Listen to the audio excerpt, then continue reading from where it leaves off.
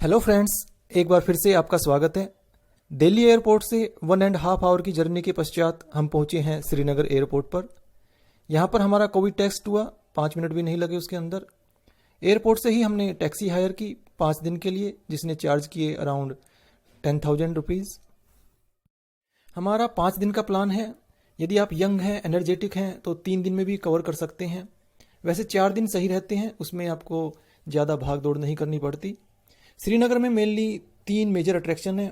एक तो श्रीनगर लोकल, दूसरा गुलमर्ग या सोनमर्ग में से एक जगह जा सकते हैं, और तीसरा पहलगाम जो अपनी हरी भरी वादियों के लिए फेमस है। गुलमर्ग एक हिल स्टेशन है जहां पर स्नोफॉल होती है और अपने विंटर स्पोर्ट्स के लिए भी ये काफ़ी फेमस है। श्रीनगर में हमने होटल लिया डल लेक के ठीक सामने। यहाँ पर कई सारे होटल्स हैं। गेट नंबर 15 के सामने है रॉयल कंफर्ट नाम का ये होटल, जिसमें हमने रूम किराए पे लिया। रूम के अंदर कुछ देर आराम करने के पश्चात हम निकल पड़े लोकल साइट सीइंग के लिए। हमारा पहला डेस्टिनेशन था शंकराचार्य टेम्पल, जो एक हिल के बिल्कुल टॉप पर लोकेटेड है। कुछ दूर तक तो आप यहाँ पर ड्राइव करके जा सकते हैं, लेकिन उसके बाद आपको अराउंड 250 सीढ़ियाँ चढ़नी पड़ेंगी। ये टेम्पल CRPF की कस्टडी में है। यहाँ पर आप कोई भी मोबाइल फ़ोन या कैमरा नहीं ले जा सकते। सारी चीज़ें आपको गाड़ी में छोड़नी पड़ेगी। यहाँ पर जाने की एक और वजह थी कि यहाँ पर काफ़ी सारे व्यू पॉइंट हैं, जहाँ से पूरे सिटी की बहुत ही अमेजिंग, बहुत ही ब्यूटीफुल व्यू दिखाई देती है।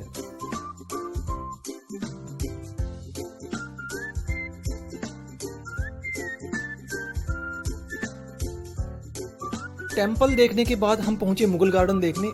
मुगल गार्डन को यहाँ पर 4 भागों में डिवाइड किया गया है। उन्हीं में से एक है ये चश्मे शाही। हर गार्डन की आपको अलग से टिकट लेनी पड़ती है, और यहाँ पर हमें एंट्री टिकट के लिए देने पड़े ₹24 और बच्चों के लिए होता है ₹12। गार्डन देखने के लिए बेस्ट टाइम होता है अप्रैल मंथ का, जिस समय काफ़ी सारे फ्लावर खिलते हैं। और यहाँ पर एक ट्यूलिप गार्डन भी है श्रीनगर के अंदर, जो अप्रैल के 2nd वीक में ही पब्लिक के लिए खोला जाता है। श्रीनगर में ज़्यादातर लोग 3 वजह से जाते हैं। पहला तो गर्मी से बचने के लिए, यानी कि जून मंथ में। दूसरा नेचर लवर्स, यानी फ्लावर वगैरह देखने हैं, तो फिर आप जाइए अप्रैल के 2nd वीक में। और यदि आपको स्नोफॉल देखना है तो आप अपनी विजिट प्लान कीजिए फरवरी मिड से लेकर मार्च मिड तक, क्योंकि उस समय तक बर्फ़ की काफ़ी मोटी चादर जम जाती है और बहुत ही अच्छी सीनरी बनती है, और उस समय आपको इतनी सर्दी भी फील नहीं होती। चश्मे शाही से 1.5 किलोमीटर ऊपर जाकर है परी महल। अगेन यहाँ पर भी जो डल लेक है उसकी बहुत ही सुंदर व्यू दिखाई दे रही थी।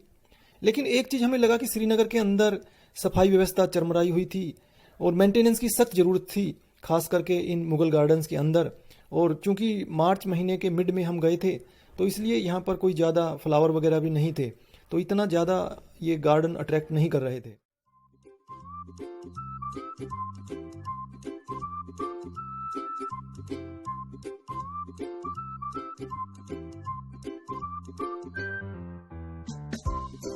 निशात गार्डन को हमने बाहर से ही देखा रास्ते में चलते हुए।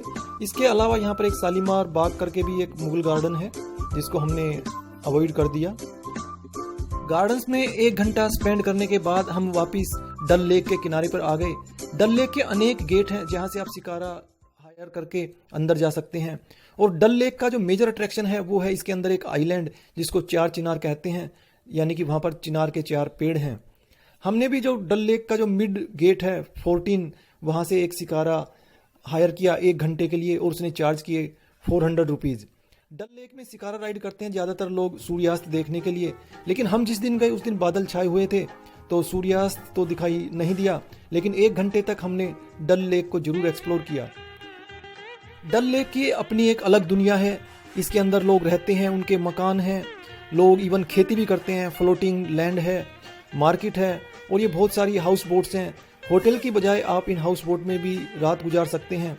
लेकिन हमने हाउस बोट को अवॉइड किया, क्योंकि डल लेक का जो पानी है वो इतना साफ़ नहीं है और रात को बड़ी स्मेल आती है अजीब सी। तो हमने हाउस बोट की बजाय हमने ठीक इसके सामने होटल के अंदर ही रात गुजारी। शिकारा राइडिंग के दौरान बहुत सारे वेंडर हमारे पास आए अपनी बोट लेकर। वो अपना प्रोडक्ट सेल करना चाह रहे थे, कुछ लोग खाने पीने की चीज़ें बेच रहे थे। एक अलग ही तरह का ये एक्सपीरियंस था। हालांकि साफ़ सफाई की व्यवस्था डल लेक में भी इतनी अच्छी नहीं थी। कई सारी चीज़ें यूनिक हमने नोटिस की यहाँ पर।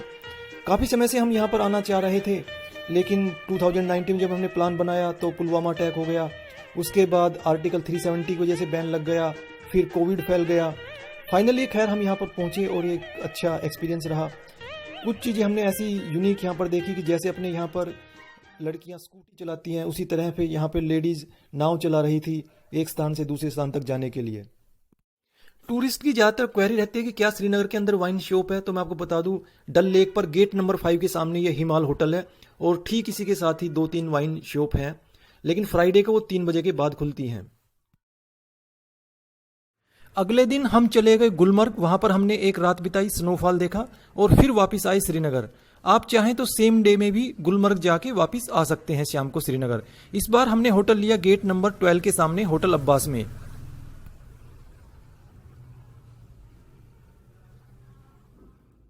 यदि आपने मेरा गुलमर्ग वाला वीडियो नहीं देखा है तो जरूर देखिएगा।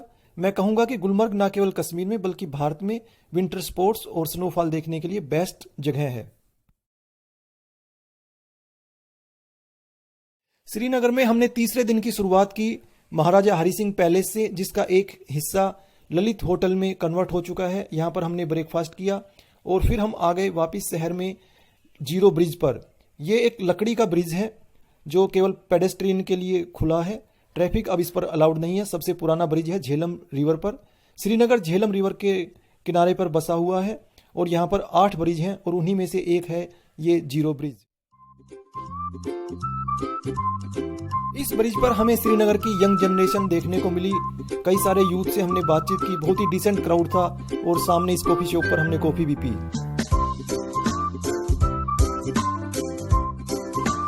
जीरो ब्रिज के बाद हम पहुंचे चाय जाय नामक रेस्टोरेंट में, जो ना केवल टूरिस्ट में बल्कि जो यहाँ के मॉडर्न लोकल्स हैं उनके अंदर भी काफ़ी फेमस है।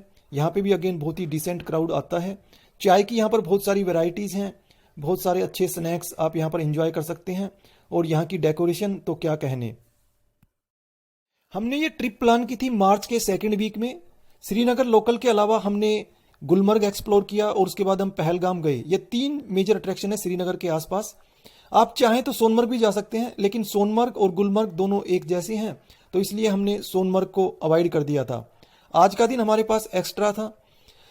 जो हमने सोचा था वैसा श्रीनगर में कुछ नहीं था, कोई भय का माहौल नहीं था, एकदम से लोग लाइफ को एंजॉय कर रहे थे, बहुत सारे हैपनिंग प्लेस थे।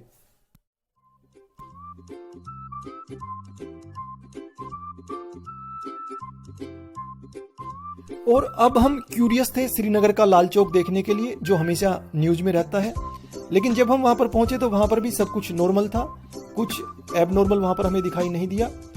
बहुत ही ज्यादा मिलिट्री वहां पर जगह जगह पर तैनात है। कुल मिलाकर हमें लगा कि श्रीनगर टूरिस्ट के लिए एकदम सेफ है। इवन कई दुकानों पर तो हमने देखा कि लेडीज ही अपने बिजनेस को हैंडल कर रही हैं, अकेले ही संभाल रही हैं।